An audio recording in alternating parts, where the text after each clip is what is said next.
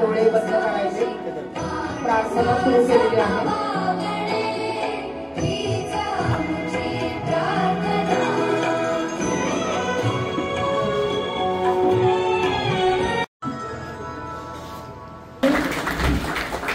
अमूल्य वेळ काढून हे सर्व आपले पाहुणे उपस्थित राहिलेले आहेत, त्याबद्दल त्याचे मी कौतुक करते.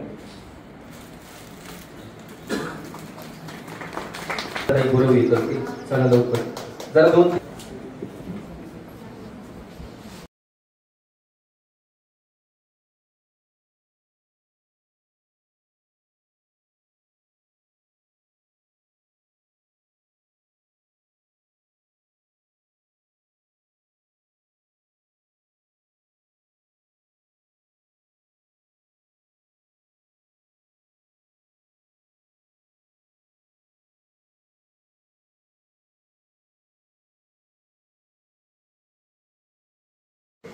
सगळ्यांना नमस्कार. माझा हे घेऊन आलो सोबत, कारण नाव एवढं भारत असतं ते व्यवस्थितच घेतलं पाहिजे.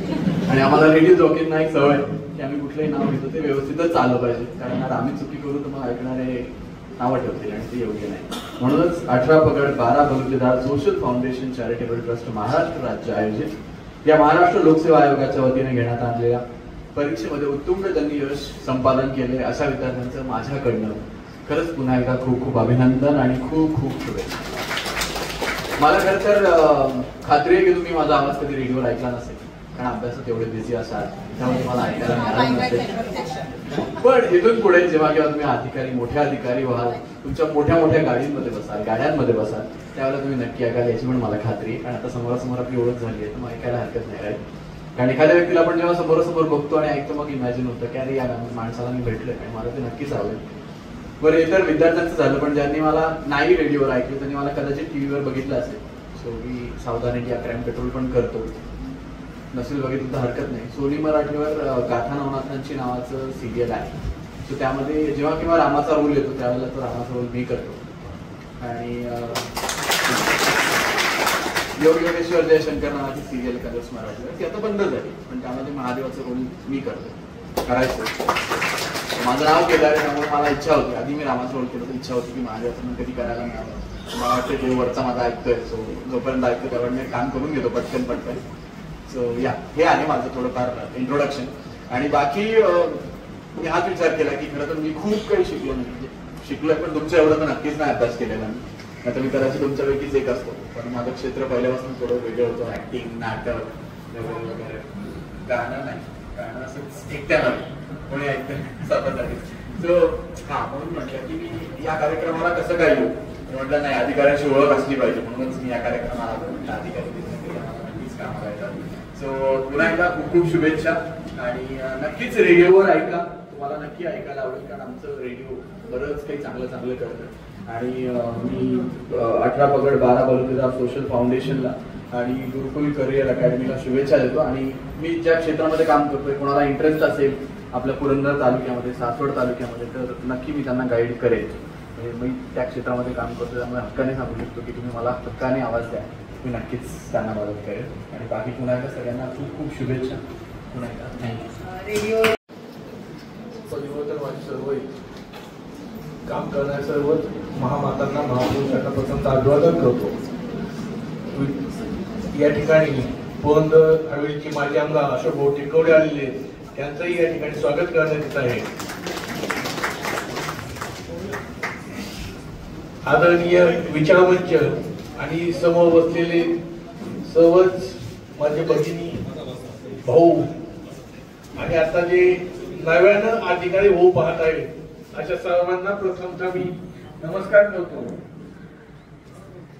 18 पगड 12 बलुतेदार सोशल चॅरिटेबल ट्रस्ट ने जो कार्यक्रम आयोजित केलेला आहे, कबुतरांना सुद्धा गरुडाचे पंख लावता आले असते, परंतु अवकाशात गगन भरारी घेणं हे लागतातच असावं लागतं. त्या पद्धतीनं हे जे विद्यार्थी आहेत खऱ्या अर्थानं प्रत्येकाला मार्गदर्शन मिळतच असतं, परंतु त्या रक्तात ओढ असावी लागते की मला आता अधिकारी बनायचंय, मला IAS बनायचंय, IRS बनायचंय, IFS बनायचंय.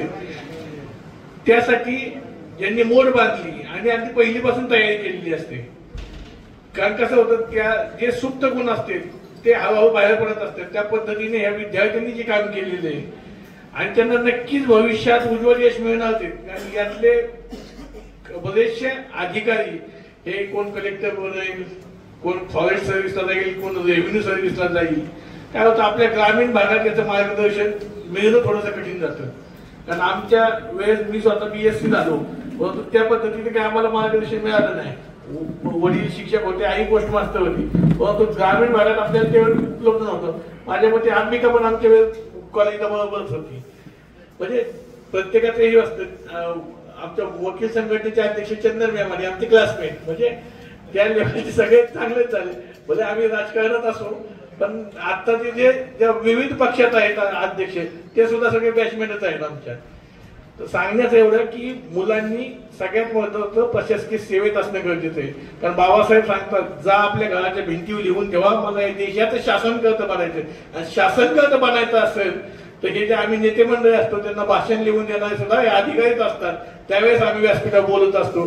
त्यामुळे माझं महत्वाचं मत आहे की प्रत्येक यांनी आपल्या कुटुंबात एक तरी अधिकारी बनवावा आणि ते उद्दिष्ट ठेवावं. ते नक्कीच उद्दिष्ट सफल होईल. या सगळ्यांना खूप खूप शुभेच्छा देतो ज्यांनी आयोग कार्यक्रम आयोजित केला आणि खऱ्या अर्थानं या मुलांचा गुणगौरव केलेला आहे. त्यांचाही धन्यवाद देतो. अशा प्रकारची जी अकॅडमी स्थापन केली आहे ते टिळेकर सर असतील किंबहुना माझ्या मते लोणकर सर जे हे करतात स्पर्धा परीक्षा केंद्र ज्यांचं आहे ते म्हणजे या क्षेत्रात जे आहेत त्या सगळ्यांना मी खूप खूप शुभेच्छा देतो आणि मी माझी 2 शब्द थांबवतो. अच्छा काम करते हैं, ये जो शाला अच्छा चलाते हैं, एक कार्यक्रम में अनेक जो स्टूडेंट्स को प्रोत्साहन करने का जैसा कार्यक्रम रखा है. मेरा दोस्त है अशोक टकड़े जी, इनको मैं बहुत साल से पहचानते हैं. साथ साथ पंकज दीवार मेरा परम मित्र है, RPI का नेता है और अनेक पक्ष का नेता लोग जो शामिल हो गया है और ये सबको मेरा तरफ से अनेक अनेक धन्यवाद. ये जो कार्यक्रम रखा ऑर्गेनाइज किया हुआ संस्था के लिए, चैरिटेबल ट्रस्ट के लिए मेरा तरफ से हृदय शुद्धि से मैं नमस्कार देता हूँ. जो संस्कृति में बोलते हैं जो मेरा हृदय शुद्धि आपका हृदय शुद्धि का साथ मिलाते हैं उसको हम नमस्कार बोलते हैं शॉर्टकट. अच्छा मैं सबको नमस्कार दिया है. अब बात ऐसा है एक महापुरुष का बारे में मुझे याद आया है जो मध्य प्रदेश में इंदौर का पास एक छोटा से गांव है महू गांव. वो गांव में एक छोटा बच्चा जन्म लिया. उसी समय पर ऊंचा जात नीचे जात ऐसा जो विभागीयता था. जो नीचे जात बोलो तो जो गरीब बच्चा को स्कूल में बिठाता नहीं. आज टिळेकर सर का स्कूल में सबको प्रवेश देते हैं, सब पढ़ाई करने के लिए आते हैं. उस समय पर जो गरीब बच्चे को स्कूल का बाहर दरवाजा का बाहर बैठना पड़ा क्योंकि उसको अंदर परवानगी नहीं मिलता था. वो ऊंचा जात में जन्म नहीं लिया. वो वजह से वो बच्चा का नाम है बाबा साहब अम्बेडकर. बच्चा पढ़ाई करने में दरवाजा का बाहर बैठ के पढ़ाई करते करते बच्चा फर्स्ट क्लास में पास हो गया, मैट्रिक पास हो गया.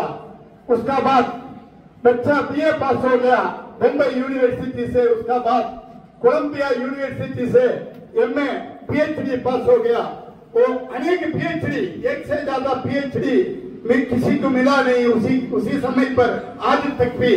तो अनेक विषय पे PhD लिया और उसको विद्याभूषण हम बोलते हैं. वो वजह से विद्याभूषण बोलते हैं. उसका डिग्री कितने आप जानते क्या? डिग्री 32 डिग्री उसने पास हो गया. ऐसा आज तक एक व्यक्ति 32 डिग्री पास हो गया व्यक्ति हमारा जो धरती पे नहीं होगा ऐसा मुझे लगता है.